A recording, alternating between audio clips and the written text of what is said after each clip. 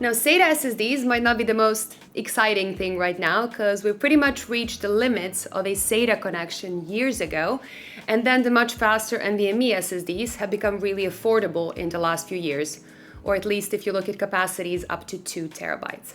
But keep in mind, 2 terabytes is also not that much nowadays, and if you want a larger SSD or you reach the limit of the M.2 slots on your motherboard, SATA SSDs would be the logical step to take. Now today, Samsung is releasing their latest and supposedly their greatest SATA SSD thus far, the 870 EVO, which is the successor of their very popular 860 EVO we all know and love. Now they will launch 5 different capacities starting at 250 gigabytes and going up to 4 terabytes, and these are the recommended prices that Samsung gave me. But these SSDs always end up a lot cheaper in shops, and I do expect them to pretty much replace the 860 EVO at similar prices over the coming weeks. But first, let's see how they actually perform and what should we expect from these drives. Let's go. This video is brought to you by Seasonic and their Prime Series power supplies. These top quality power supplies are very efficient, they're whisper quiet, extremely reliable, and my go-to choice for most of my test rigs and builds around here. And to make the deal even sweeter, Seasonic wraps it all up in a cozy 12-year-long warranty. Check them out using the links in the description below. Now I have 4 different capacities here, 250 gigs, 500 gigs, 1 terabyte and 4 terabytes, so I'm only missing the 2 terabyte model. And if you look at these drives, you cannot really tell the difference between the new 870 EVO and the older 860 series. You will actually have to read the sticker on the back to know which one you're actually holding. They kept the exact same black metal case with the exact same design, which I actually personally love because in some cases they will be visible, and a clean and sleek looking SSD is just so much nicer to have.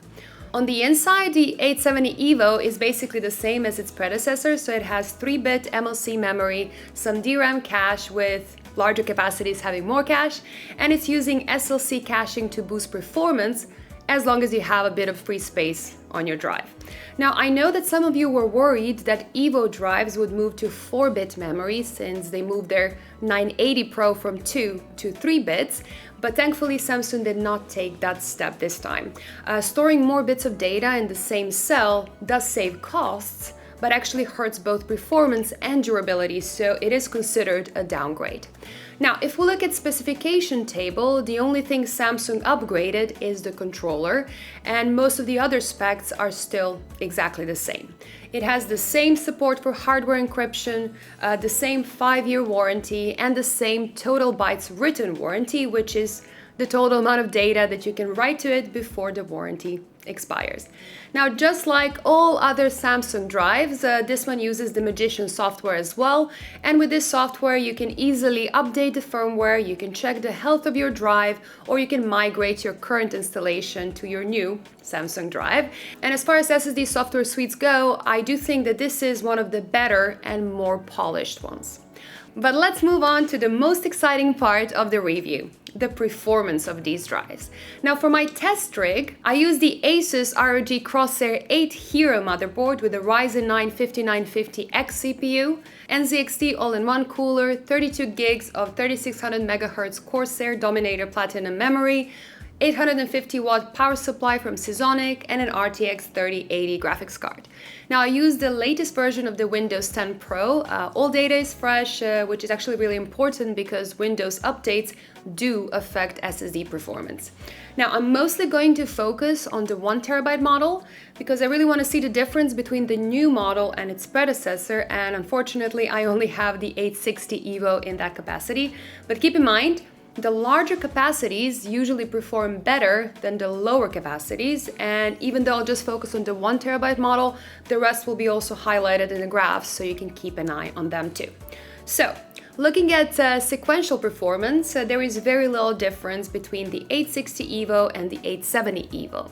The 870 manages to squeeze a couple of extra megabytes in, but a less than 1% difference is far from significant. Now obviously that was to be expected, as the speed in both cases is just limited by that SATA connection, and even in Samsung's own documentation they do suggest that you probably, won't find much of a difference between the two unless you're looking at small blocks of data at low queue depths.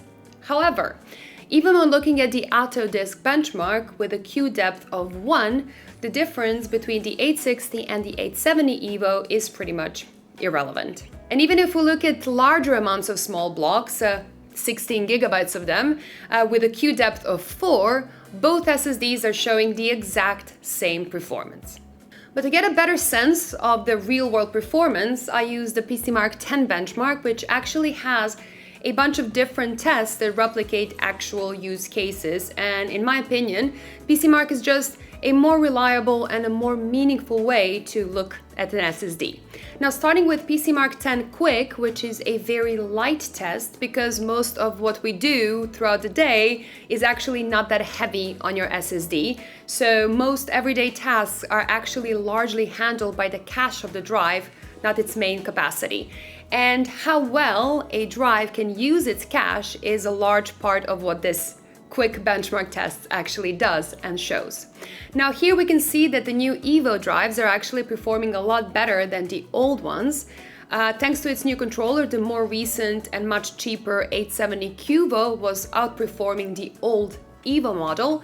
And now that the new 870 EVO has a new controller as well, it ended up ahead of the 870 QVO yet again.